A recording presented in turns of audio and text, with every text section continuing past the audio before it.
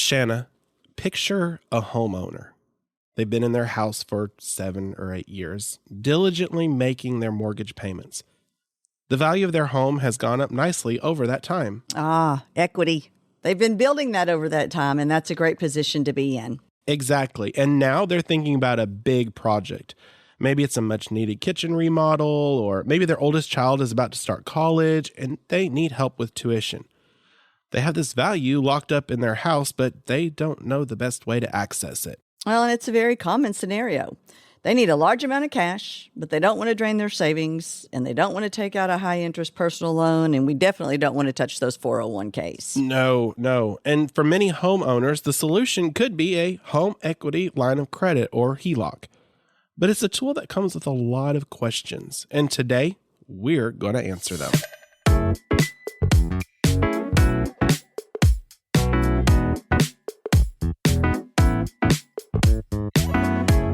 Welcome back to Making Sense of Your Sense. I'm Daniel Hill. Hi, friends, and I'm Shanna Browning. And today, we're going to talk about a powerful financial tool available to many of you homeowners, and that's home equity lines of credit.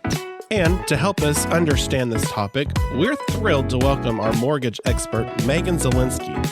She's our vice president and area executive up here in Tazewell. Megan, welcome to the podcast. Thank you for having me. A HELOC is a natural next step in the homeownership journey, and I'm really happy to talk about it today. Thanks, Megan. So let's start with the most basic definition. What is a home equity line of credit? A home equity line of credit, or more commonly called a HELOC, is a revolving line of credit that's secured by your house. The home equity part of that definition is key. Equity is the difference between what your home is worth and what you still owe on your first mortgage, if anything. A HELOC allows you to borrow against this equity. So let's use a simple example. If my home is valued at $300,000 and I still owe $200,000 on my mortgage, I have about $100,000 in equity, right? Yes, that's correct. The bank would then use that equity to determine the maximum amount you can borrow. It's not the full $100,000, it's a percentage of it though. Most often, it's 80% would be your max, minus the mortgage balance. So you described it as a revolving line of credit. How is that different from a standard loan like a home equity loan? This is the most important part of the definition of a home equity line of credit. A traditional loan, sometimes called a home equity loan or a second mortgage, gives you a lump sum of cash up front. You get one check and you have a fixed interest rate and a fixed payment for the life of the loan. A HELOC, however, works more like a credit card. Instead of a lump sum, the bank approves you for a credit limit, and then you can draw money from that line of credit as you need it up to the maximum amount. You're only required to pay interest on the amount that you've borrowed, not the total limit. Well, that makes sense. It really does. And so, Megan, if you're approved for a $50,000 HELOC for a kitchen remodel, you don't have to take all $50,000 at once. You can pay the contractor for the cabinets, then pay the plumber, then the electrician, drawing the funds as the bills come in. Exactly. That flexibility is the biggest advantage in having a HELOC, because if your project doesn't come in exactly like what you estimated up front, you have that flexibility to use or not use it all. Oh, that's good. I like that. I mean, that's a great tool for homeowners. So when you take out a HELOC, it's not like a mortgage that has just one long repayment period. And there are distinct phases of that, right? Yes, a HELOC typically has 2 phases. The first is called a draw period. This is usually the first 5 to 10 years of the HELOC. During this time, you borrow money from your line of credit as needed up to that maximum limit. And what are payments like during this draw period? During that period, your monthly payment is normally really low. It's going to be interest only on the amount that you've used. You can, of course, choose to pay more and pay down the principal. We do normally advise this, but the minimum required payment is only interest. This keeps the payments manageable while you're working on your projects. I mean, that's kind of a great tool. Yeah. You know, so what happens when you have that draw period end? When your draw period ends, you can't borrow any more money from the line of credit. It's essentially frozen. The HELOC would then enter the second phase, which is your repayment period. At this point, whatever balance you have outstanding is converted into fully amortizing loan. Your monthly payment is going to increase because you're now paying back both principal and interest. But again, this is only on the amount that you've used. The repayment period is typically 10 to 20 years. So it's important to point out that most HELOCs have a variable interest rate, right?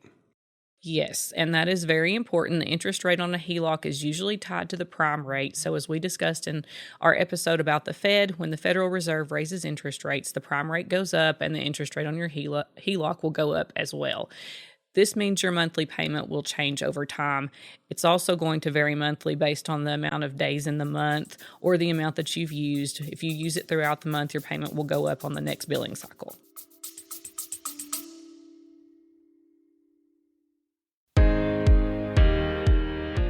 Hey everyone, it's Daniel Hill from First Century Bank. If you've enjoyed listening to Making Sense of Your Sense, and you found our tips helpful for your financial journey, I want to ask you a quick favor. Please take a moment right now to hit that subscribe or follow button on your favorite podcast app. It's the best way to make sure you never miss an episode, and it helps other people in our community find the show. We also really want to hear from you. Do you have a question we haven't answered yet, or just want to let us know what you think of the podcast? If you're listening on Spotify, you can leave us a comment directly on the episode page, or you can always send us an email at podcast@fcbtn.com. We're building this show for you, and your feedback helps us make it even better. Thanks so much for listening and for being part of this journey with us.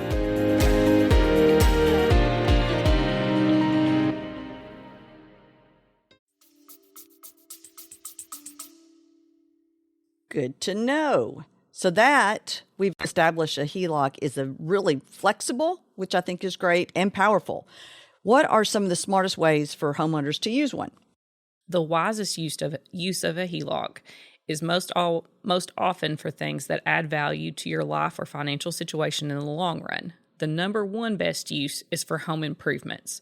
When you use the equity in your home to fund a kitchen remodel or a new bathroom, you're often directly increasing the value of your home and investing in your biggest asset. And what are some other smart uses?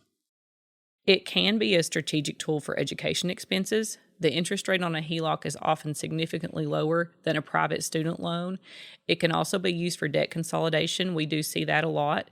If you have a lot of high interest credit card debt, you could use the HELOC, which would have a lower interest rate ideally, to pay off those balances and consolidate into one more manageable payment.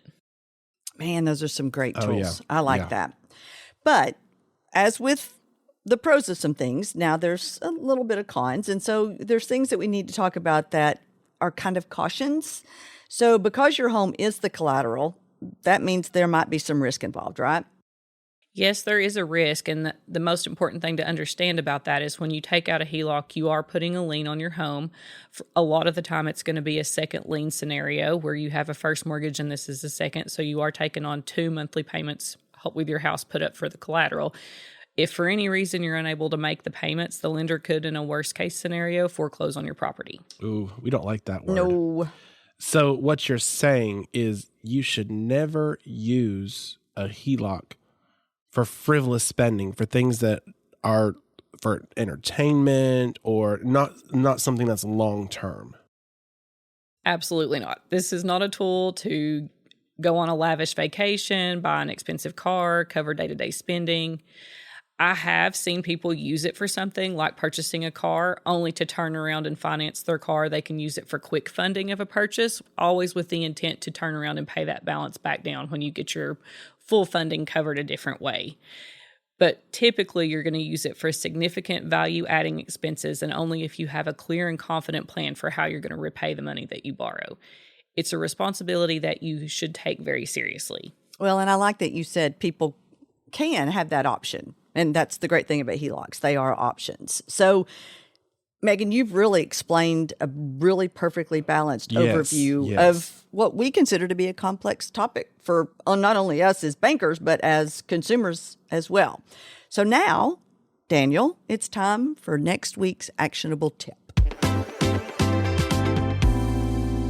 Your action item for this week is the Equity Explorer. If you're a homeowner, this is a simple, no-commitment exercise to get a rough idea of the equity you might have in your home. So what we talked about, you might have a first mortgage. So go find your first most recent mortgage statement and look at your current principal balance. Your principal balance is what you owe part of the equation.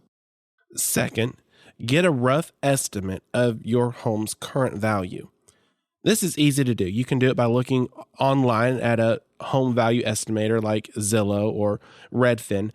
And now keep in mind, these are just computer generated estimates, not an official appraisal, but they're a great starting point. That's right. Not an official appraisal. So now just do the simple math. Subtract your mortgage balance from the estimated home value. That number is a rough ballpark estimate of your available equity. And that number is a foundation. It's a starting point for a conversation to get you started about what might be possible to fund projects for your home. Exactly. You're not applying for anything. You're just gathering information and empowering yourself with a clearer picture of your own financial position.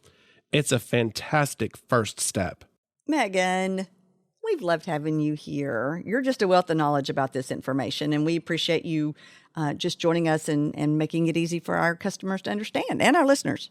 Thank you guys so much for having me. This is a very important tool, and I'm glad we could talk about it and get some information about HELOCs covered.